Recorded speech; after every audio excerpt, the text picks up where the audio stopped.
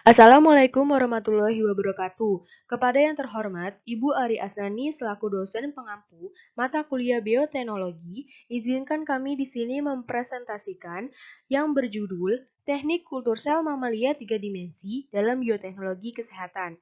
Perkenalkan, anggota kami ada 3. Yang pertama adalah Siti Holidazia NIM 32, yang kedua Nandam Hardanti NIM 36, dan yang ketiga adalah Anganti Suratri NIM 40. Pokok bahasan kami ada 3. Yang pertama adalah penjelasan tentang kultur sel 3 dimensi itu sendiri. Yang kedua teknik kultur sel 3 dimensi. Dan yang ketiga adalah aplikasi teknik kultur sel 3 dimensi. Selanjutnya akan dijelaskan oleh teman-teman. Pertama-tama, saya akan menjelaskan tentang teknik kultur sel, di mana sel merupakan unit terkecil dari makhluk hidup. Semua sel dapat dikultur secara in vitro dalam suatu medium tertentu dengan kondisi terkontrol yang sesuai untuk pertumbuhan sel tersebut. Nah, kultur sel itu sendiri merupakan suatu metode yang mengacu pada pengangkatan sel dari hewan atau tumbuhan yang kemudian dikultur dalam suatu lingkungan buatan yang sesuai. Pada kesempatan kali ini, kelompok kami akan mereview teknik kultur sel pada hewan mamalia, di mana teknik kultur sel mamalia telah dikembangkan untuk menumbuhkan sel-sel yang berasal dari epitel, darah, ovarium, otak, maupun bagian organ lainnya, termasuk sel dari jaringan kanker. Aplikasi dari kultur sel mamalia adalah salah satu bagian penting dari perkembangan ilmu bioteknologi, khususnya dalam produk biofarmasetika yang berhasil diproduksi secara rutin seperti antikoagulan, hormon, vaksin, antibodi monoklonal, dan lain-lainnya. Selanjutnya saya akan menjelaskan kultur sel 2 dimensi dan kultur sel 3 dimensi. Untuk kultur sel 2 dimensi ini sendiri merupakan kultur sel mamalia yang ditumbuhkan secara konvensional pada kondisi 2 dimensi. Dan pada kultur sel 2 dimensi ini, sel dikultur sebagai kultur sel melekat atau aderen seperti misalnya sel epitelia atau sebagai kultur sel suspensi seperti halnya sel darah. Pada sistem kultur 2 dimensi pada umumnya tidak terjadi interaksi antara sel-sel dan interaksi sel dengan lingkungan ekstraseluler yang merupai kondisi aslinya. Hal tersebut menyebabkan terjadinya beberapa perubahan seperti perubahan morfologi sel yang dapat mempengaruhi fungsi sel seperti kemampuan sekresi, signaling sel, dan struktur organel yang ada di dalam sel itu sendiri. Sel yang ditumbuhkan dengan sistem 2 dimensi juga dapat mengalami perubahan ekspresi gen, topologi, dan proses biokimia. Dengan adanya beberapa kekurangan dari sistem kultur 2 dimensi, maka dikembangkan metode alternatif kultur sel 3 dimensi yang memiliki kemiripan lebih tinggi dengan kondisi alamiah dari sel jika dibandingkan dengan metode kultur sel 2 dimensi. Nah, untuk kultur sel 3 dimensi disebut-sebut sebagai biologi new dimension karena ada peningkatan dalam penggunaan kultur sel 3 dimensi di daerah penelitian, termasuk penemuan obat biologi kanker, pengobatan regeneratif, dan penelitian dasar ilmu kehidupan. Nah, salah satu scaffold yang digunakan untuk kultur 3 dimensi adalah matriks ekstraseluler. Nah, matriks ekstraseluler yang digunakan ini selain berperan sebagai penyangga fisik, juga berperan sebagai sinyal ekstraseluler. Dengan demikian, selain mendukung terbentuknya struktur 3 dimensi yang menyerupai kondisi in vivo-nya, matriks ekstraseluler ini juga berperan dalam menciptakan lingkungan mikro in vivo pada gambar 1 yang akan dijelaskan di slide berikutnya. Selain menggunakan matriks sebagai scaffold, kultur 3 dimensi juga dapat dilakukan tanpa menggunakan scaffold. Nah, pada kondisi ini dipergunakan intervensi fisik untuk memaksa sel membentuk struktur 3 dimensi yang umumnya berbentuk bola atau spheroid yang akan ditampilkan pada gambar 2 di slide berikutnya. Kekurangan dari kultur 3 dimensi ini sendiri adalah teknik yang lebih rumit serta biaya yang lebih tinggi dibandingkan dengan kultur 2 dimensi. Dan untuk perbedaan kultur 2 dimensi dan 3 dimensi akan dijelaskan pada slide selanjutnya. Nah, contoh perbedaan hasil pengujian ketika dilakukan pada kondisi 2 dimensi dan 3 dimensi diantaranya pada pengujian sitotoksitas, senyawa anti kanker, dan pengujian migrasi sel. Untuk pengujian migrasi sel kanker pada kultur 2 dimensi dan 3 dimensi akan memberikan perbedaan fenotip yang diamati. Pada gambar ini dijelaskan bahwa matriks ekstraseluler ini juga berperan dalam menciptakan lingkungan mikro in vivo-nya seperti yang saya jelaskan sebelumnya, di mana korelasi antara struktur 3 dimensi dengan kondisi in vivo-nya ini sendiri. Contohnya pada sel MDA MB231 yang dikultur pada 30% materi gel setelah perlakuan TGF-beta dan penurunan ekspresi bias dengan struktur 3 dimensi menunjukkan struktur 3 dimensi yang tidak terorganisasi, sedangkan sel tanpa perlakuan menunjukkan struktur 3 dimensi membulat. Nah, struktur tidak terorganisasi tersebut menunjukkan sifat invasif secara in vitro yang memiliki kolerasi dengan potensi metastasa secara in vivo. Pada gambar ini, terdapat perbedaan morfologi sel pada kultur 2 dimensi monolayer dengan kultur 3 dimensi spheroid dari beberapa sel lain.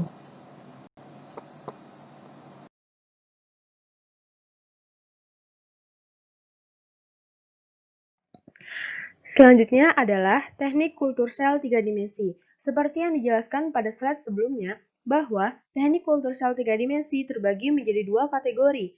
Yang pertama adalah kultur dengan menggunakan matriks penyangga ataupun scaffold, dan yang kedua adalah kultur tanpa menggunakan scaffold, di mana scaffold itu merupakan struktur penyangga atau rangka yang diciptakan pada media pertumbuhan sel pada sistem kultur sel 3 dimensi dengan memanfaatkan matriks polimer. Nah, matriks yang digunakan itu berperan sebagai penyangga fisik dan juga sebagai sinyal ekstraseluler. Selain itu, juga mendukung terbentuknya struktur 3 dimensi yang menyerupai kondisi in vivo-nya. Nah, yang kedua adalah kultur tanpa menggunakan scaffold, di mana kultur ini dapat mengembangkan suatu jaringan hidup hanya berdasarkan kemampuan sel dalam membentuk matriks dan arsitektur jaringan. Waktu yang dibutuhkan dalam pembentukan konstruksi sel 3 dimensi juga lebih cepat dibandingkan dengan metode menggunakan scaffold.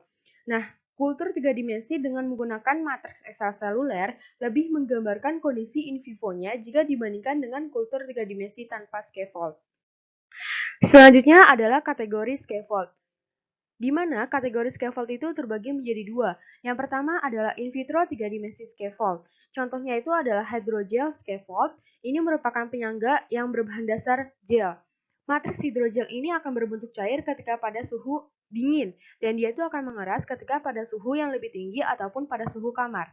Nah, gel itu dapat menyimpan nutrisi, sitokin, dan juga faktor pertumbuhan. Bahan hidrogel ini dapat terbuat dari alami, contohnya adalah basement membrane matrix, ataupun juga dari sintesis, seperti halnya adalah polyethylene glycol. Nah, yang kedua adalah biomedical engineering scaffold, di mana ini untuk membantu rekonstruksi jaringan. Scaffold ini dapat dibuat dari bahan polimer alami seperti kolagen dan kitosan, dan juga dapat dibuat dari polimer sintetik seperti polyglycolic acid, logam titanium dan tantalium, dan juga komposit, yaitu campuran antara polimer dengan keramik. Scaffold jenis ini umumnya dapat terdegradasi secara alami. Dapat dilihat pada gambar yang ada di sebelahnya, itu merupakan contoh biomedical engineering scaffold untuk membantu rekonstruksi jaringan. Dan gambar di atasnya itu merupakan contoh dari hydrogel scaffold yang berbentuk gel. Selanjutnya adalah metode kultur tanpa menggunakan scaffold, di mana metode ini ada 3 metode. Yang pertama adalah metode force floating, yang kedua adalah metode hanging drop, dan yang ketiga adalah metode berdasarkan agitasi yang terjadi dalam bioreaktor. Nah, yang pertama adalah metode force floating, di mana ini menggunakan plate yang akan dilapisi oleh polimer yang dapat menurunkan tingkat adhesi antara sel dengan kultur plate. Nah, sel yang tersuspensi nanti akan disentrifugasi sehingga nanti akan membentuk agregat spheroid. Nah, yang kedua adalah metode hanging drop, di mana di sini menggunakan tray yang bantu mempertahankan media agar tetap dalam bentuk cekung, sehingga sel akan terkumpul pada bagian cekung media yang akan membentuk spheroid. Yang ketiga adalah metode berdasarkan agitasi yang terjadi dalam bioreaktor. Ini merupakan metode alternatif paling sederhana untuk membentuk spheroid, di mana sel akan dikultur pada suatu bioreaktor yang terus diaduk, sehingga sel akan membentuk agregat dan tidak akan menempel pada wadah. Nah, ini merupakan penggambaran dari 3 metode tadi. Ini yang A itu merupakan metode force floating. Seperti yang dijelaskan sebelumnya bahwa ini menggunakan suatu polimer. Polimer untuk mengurangi adhesi. Nah, biasanya itu polimer yang digunakan itu tuh polyhema gitu. Dimana nanti setelah dia tuh dilapisi, kemudian nanti akan dikeringkan selama 3 hari sebelum penambahan sel. Nah, polyhema itu tuh berfungsi untuk mencegah sel-sel menempel pada permukaan. Nanti sel yang tersuspensi akan disentrifugasi untuk mendorong sel itu saling menyatu dan saling menempel dan akan membentuk suatu spheroid. Nah, yang B itu merupakan metode hanging drop, di mana dia tuh menggunakan cawan yang berbentuk cekung gitu, yang nantinya akan diletakkan sel-sel berbentuk drop, nanti sel tersebut akan mengumpul menjadi satu membentuk spheroid. Nah, yang C itu merupakan metode agitasi, di mana di sini itu menggunakan bioreaktor yang terus memutar, sehingga nanti sel-sel tersebut akan mengumpul menjadi satu dan akan membentuk spheroid. Sekarang saya akan menjelaskan mengenai aplikasi kultur sel 3 dimensi. Yang pertama diantaranya adalah penemuan obat. Kultur sel 3 dimensi dinilai merupakan teknik yang relatif lebih efektif dalam penemuan obat dibandingkan dengan uji klinis atau uji langsung terhadap makhluk hidup. Kultur sel 3 dimensi ini mampu mengeliminasi banyak senyawa yang memang tidak memiliki manfaat dalam penemuan obat. Pengujian secara in vitro atau dengan teknik kultur sel 3 dimensi yang digunakan dalam penemuan obat dapat menyerupai teknik pengembangan sel secara in vivo karena memang kondisinya dalam kultur sel ini disamakan dengan kondisi aslinya. Sehingga dengan kondisi in vitro ini dapat mereduksi biaya serta tenaga yang dibutuhkan dalam penelitian dibandingkan dengan pengujian obat secara langsung atau secara klinis. Kemudian kultur sel yang biasa digunakan dalam penemuan obat biasanya adalah merupakan sel kanker, seperti penelitian yang dilakukan oleh Kurnia Santi pada tahun 2008 yang memanfaatkan kultur sel kanker mieloma untuk menguji efek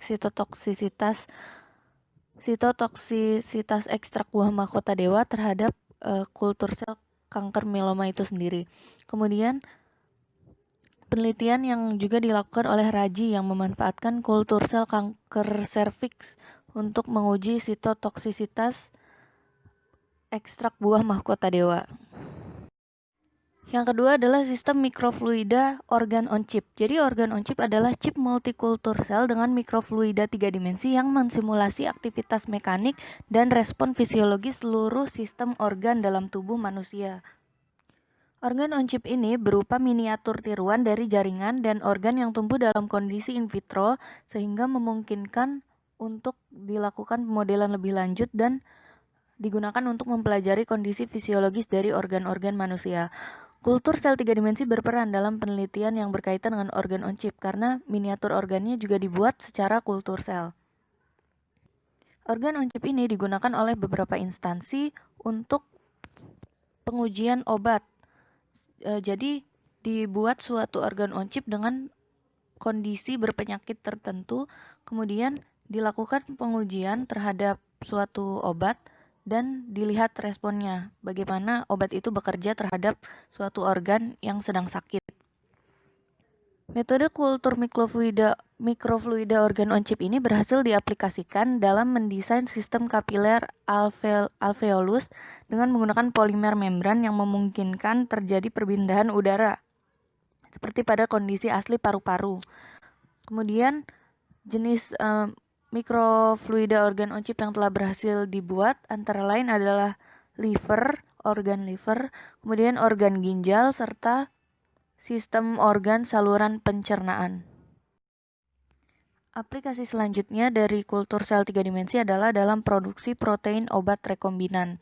Jadi protein rekombinan adalah suatu bentuk manipulasi dari protein yang dihasilkan dalam berbagai cara untuk menghasilkan sejumlah besar protein, memodifikasi urutan gen, dan memproduksi produk komersial yang kemudian bisa bermanfaat dalam kehidupan manusia. Protein rekombinan misalnya seperti eritropoietin diproduksi dengan menggunakan sel mamalia untuk mendapatkan profil glikosilasi yang identik dengan protein aslinya.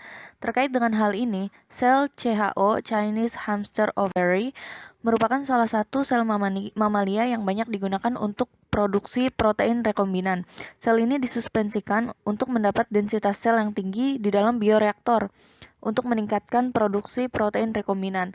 Aplikasi sistem kultur sel 3 dimensi dalam produksi protein rekombinan ini pada bioreaktor adalah dengan menggunakan microcarrier untuk imobilisasi sel untuk mencegah stres akibat pengadukan atau shear stress yang dapat menyebabkan kematian sel. Selanjutnya kesimpulan. Jadi kesimpulan dari presentasi kami yang pertama adalah sel merupakan unit terkecil dari makhluk hidup.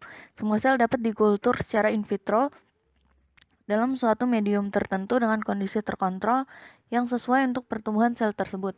Teknik kultur sel mamalia telah dikembangkan untuk menumbuhkan sel-sel yang berasal dari epitel darah, ovarium, otak, maupun bagian organ lainnya, termasuk sel dari jaringan kanker. Kultur sel dibagi menjadi dua, yaitu kultur sel 2 dimensi dan kultur sel 3 dimensi. Teknik kultur sel mamalia 3 dimensi terbagi menjadi dua juga, yaitu kultur dengan menggunakan matriks penyangga atau scaffold dan kultur tanpa menggunakan scaffold. Kemudian, teknik kultur sel mamalia 3 dimensi memiliki banyak manfaat untuk diaplikasikan karena lebih aman dibandingkan dengan uji klinis serta biayanya yang lebih murah. Teknik kultur sel 3 dimensi banyak dimanfaatkan terutama dalam aplikasi untuk penemuan obat. Demikian presentasi yang telah kami sampaikan. Kurang lebihnya mohon maaf. Apabila teman-teman ada yang bertanya, silahkan bertanya. Wassalamualaikum warahmatullahi wabarakatuh.